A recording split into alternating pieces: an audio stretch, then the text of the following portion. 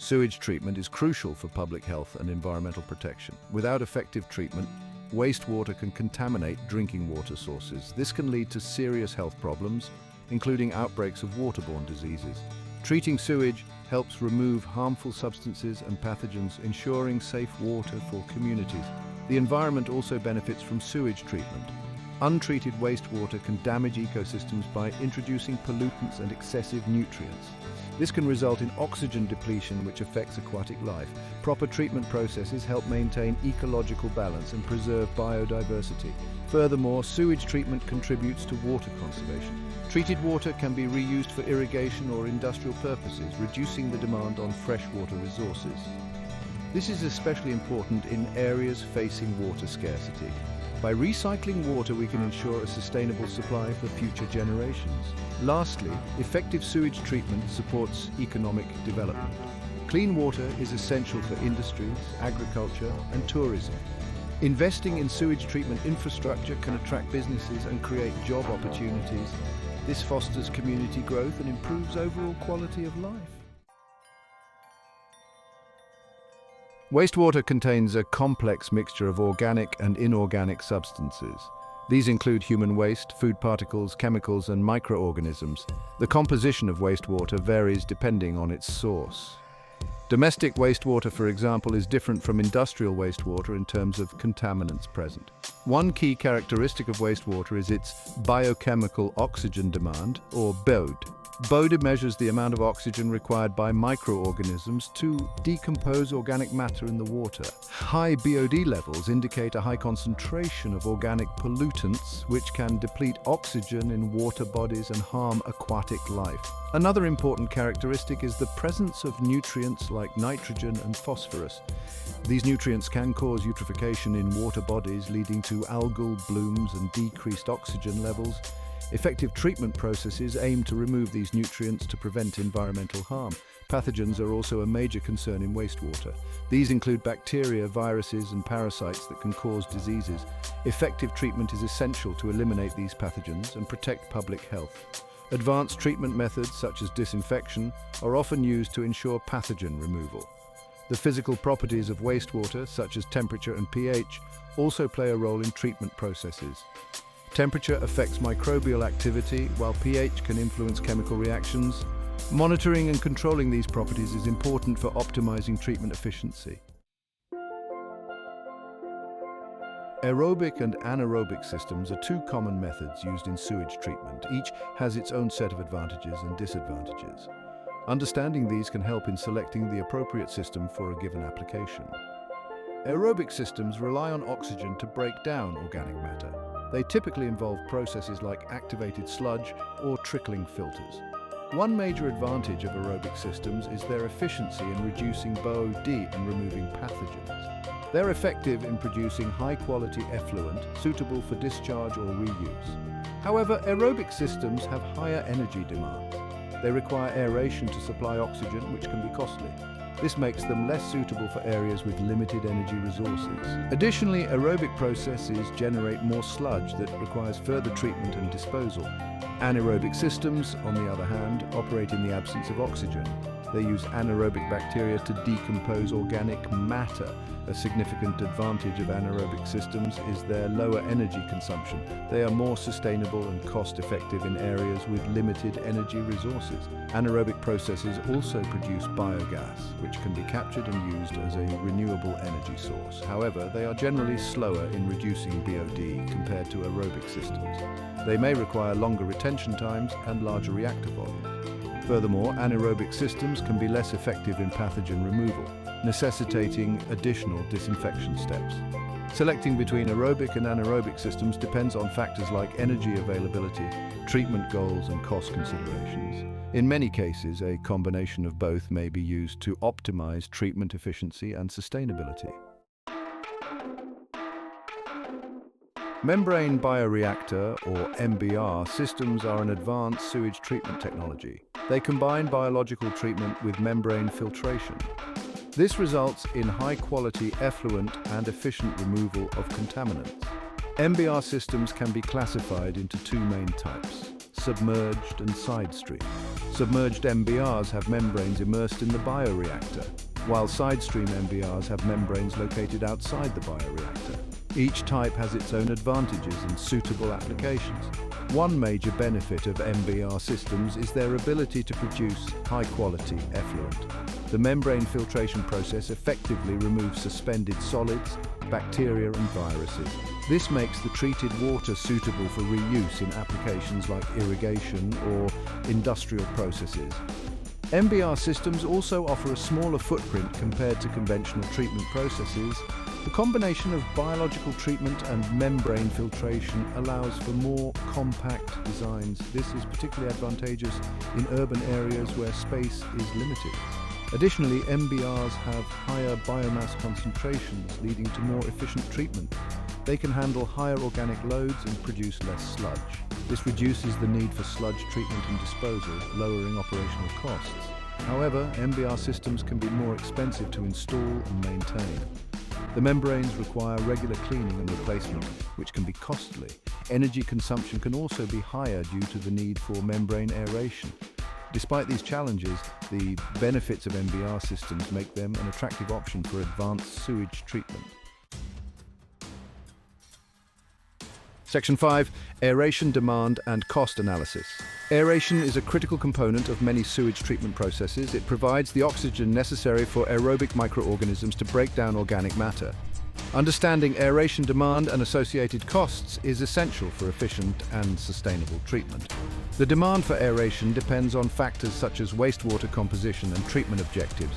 Higher organic loads require more oxygen, increasing aeration demand. Accurate calculation of aeration needs is crucial to ensure effective treatment without excessive energy consumption. Cost analysis of aeration involves both capital and operational expenses. Capital costs include the purchase and installation of aeration equipment. Operational costs are primarily driven by energy consumption. Aeration can account for a significant portion of the total energy costs in a treatment plant. Different aeration systems have varying efficiencies and costs. Fine bubble diffusers, for example, are more efficient than coarse bubble diffusers but can be more expensive. Mechanical aerators, such as surface aerators, offer flexibility but may have higher operational costs due to maintenance requirements. Optimizing aeration efficiency can lead to substantial cost savings. This can be achieved through proper design, selection of efficient equipment, and regular maintenance. Advanced control systems can also help monitor and adjust aeration in real time, further enhancing efficiency. Comparing the costs and benefits of different aeration systems helps in making informed decisions. It is important to balance treatment efficiency with energy consumption and operational costs to achieve sustainable sewage treatment. Section 6. Sand filter maintenance and screening criteria. Sand filters are commonly used in sewage treatment for their simplicity and effectiveness. They help remove suspended solids and improve effluent quality. Proper maintenance and effective screening are crucial for the optimal performance of sand filters. Regular maintenance of sand filters ensures their efficiency. This includes periodic cleaning to remove accumulated solids and prevent clogging. Backwashing is a common method used to clean sand filters. It involves reversing the flow of water to dislodge and remove trapped particles. Screening criteria play a vital role in protecting sand filters from excessive loading. Effective screening removes larger debris and particles, reducing the burden on the sand filter. This can be achieved through manual or mechanical screening methods. Manual screens require regular inspection and cleaning to prevent blockages. They are suitable for smaller treatment plants with lower flow rates. Mechanical screens are more efficient for larger plants.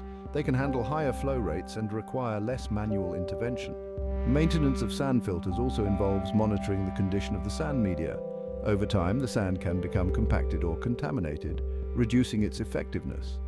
Periodic replacement or replenishment of the sand media ensures optimal performance. Implementing proper maintenance practices and screening criteria enhances the longevity and efficiency of sand filters. This contributes to consistent effluent quality and reliable operation of the sewage treatment plant. Section 7. Comparison of rectangular and circular clarifiers. Clarifiers are essential components in sewage treatment for the removal of suspended solids. They come in different shapes, with rectangular and circular clarifiers being the most common. Each type has specific advantages and applications. Rectangular clarifiers are known for their simplicity and ease of construction. They have a straightforward design, making them relatively easy to build and maintain. Rectangular clarifiers typically have longer retention times, allowing for better settling of solids. However, rectangular clarifiers can require more space due to their linear design. This can be a limitation in areas with limited land availability. Additionally, they may have uneven flow distribution, which can affect the efficiency of solids removal. Circular clarifiers, on the other hand, offer better hydraulic efficiency. Their radial flow design promotes even distribution of water, enhancing solids settling.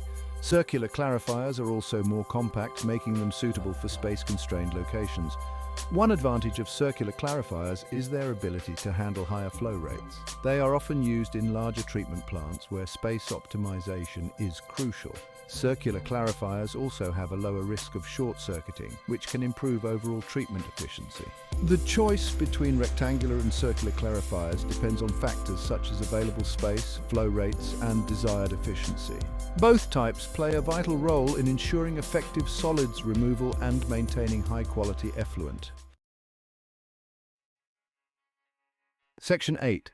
Summary of mass balances for sewage flow and biogas. Mass balance is a crucial concept in sewage treatment. It involves accounting for the input, output, and accumulation of materials within the treatment process. Understanding mass balances helps in optimizing treatment, efficiency, and resource recovery. For sewage flow, mass balance involves tracking the inflow and outflow of wastewater. This includes measuring the volume and composition of incoming sewage and the treated effluent. Accurate mass balance calculations ensure that the treatment process is effectively removing contaminants. Biogas production is another important aspect of mass balance in anaerobic systems. Anaerobic digestion produces biogas primarily composed of methane and carbon dioxide. Monitoring the mass balance of biogas production helps in assessing the efficiency of the anaerobic process. Mass balance calculations for biogas involve measuring the volume of biogas produced and the composition of the gas. This data can be used to optimize the anaerobic digestion process and maximize biogas yield. It also helps in designing appropriate storage and utilization systems for the biogas. Implementing accurate mass balance calculations improves the overall performance of the sewage treatment plant. It ensures that resources are effectively utilized and treatment goals are achieved. This leads to a more sustainable and efficient treatment process. Section 9. Control measures for liquid level, flow rate, temperature, pH, and pressure. Effective control measures are essential for the optimal operation of a sewage treatment plant. They help maintain the desired conditions for treatment processes and ensure consistent effluent quality. Liquid level control is crucial for maintaining proper flow through the treatment system. It involves monitoring and adjusting the water levels in various tanks and reactors. Automated control systems can help regulate liquid levels in real time, preventing overflow or underflow conditions. Flow rate control ensures that wastewater is treated at the desired rate. This involves monitoring the flow of incoming and outgoing sewage. Flow meters and control valves are commonly used to regulate flow rates. Consistent flow rates help maintain treatment efficiency and prevent process disruptions. Temperature control is important for optimizing microbial activity in biological treatment processes. Temperature sensors and heating or cooling systems can be used to maintain the desired temperature range. This enhances the efficiency of biological processes and ensures effective treatment.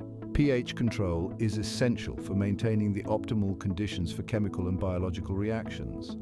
pH sensors and dosing systems can help adjust the pH levels in the treatment process. This ensures that the treatment process operates within the desired pH range, preventing issues such as acidification or alkalization. Pressure control is important for systems involving pressurized components such as membrane filtration. Pressure sensors and control valves help maintain the desired pressure levels. This ensures the efficient operation of the filtration process and prevents damage to the equipment. Implementing effective control measures enhances the reliability and efficiency of the sewage treatment plant. It ensures consistent performance and high-quality effluent, contributing to environmental protection and public health. Section 10. Brief overview of equipment costs. The cost of equipment is a significant consideration in the design and operation of a sewage treatment plant. It includes the initial purchase, installation, and ongoing maintenance of various components. Understanding equipment costs helps in budgeting and financial planning for the treatment plant. Major equipment in a sewage treatment plant includes aerators, pumps, clarifiers, and filtration systems. The cost of these components can vary widely based on factors such as capacity, technology, and brand. It is important to compare different options and select equipment that meets both performance and budget requirements. Installation costs also contribute to the overall expenditure. This includes labor, construction materials, and any necessary modifications to existing infrastructure. Proper planning and project management can help minimize installation costs and ensure timely completion. Maintenance costs are ongoing expenses that must be considered. Regular maintenance is essential for the longevity and efficiency of the equipment. This includes routine inspections, cleaning, and replacement of worn-out parts. Budgeting for maintenance ensures the reliable operation of the treatment plant. Investing in high-quality equipment may have higher upfront costs, but can lead to long-term savings. Reliable and efficient equipment reduces operational costs and minimizes the risk of breakdowns. It is important to balance initial costs with long-term benefits to achieve cost-effective and sustainable sewage treatment.